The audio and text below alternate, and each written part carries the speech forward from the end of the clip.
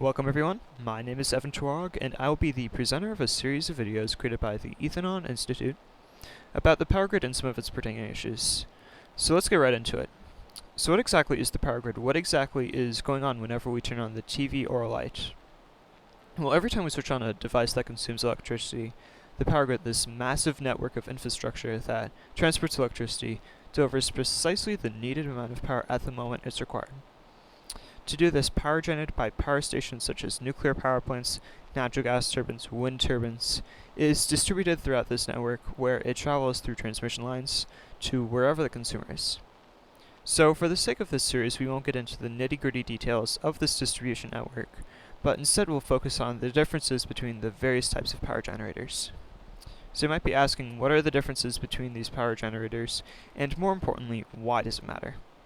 Well, there are a few different categories of power generators, and they each play a very different role in balancing the power grid. The first of these generators is called a baseload producer, or it could also be referred to as a bulk producer. These electricity producers provide the bulk of the power on the grid, and provide a steady output of power 24/7. They also provide extremely cheap electricity. These generators generally include nuclear, coal, and some natural gas. Because these generators are designed to run at a constant output, power output changes are slow and incredibly inefficient. In fact, it can take days to start up or shut down a nuclear power plant. The next type of generator is called a regulating or peak power generator. This type of producer is generally generated by natural gas turbines, which are essentially jet engines strapped to a generator. These generators are designed to come online in a very short period of time to ensure that supply equals demand. The final type of producer is called an intermittent producer.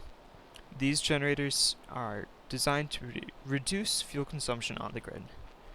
These generators generally include wind, solar, and tidal. And they aren't meant to produce the majority of the power on the grid because they are intermittent. They're controlled by nature. One moment, a wind turbine could be operating at full capacity, and the next it could be operating at a quarter of what it previously was.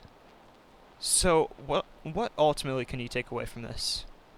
Well, the key point here is that every different type of producer plays a different role on the grid, and trying to substitute one for another simply doesn't work. It simply leads to an inefficient, unpredictable, and expensive grid.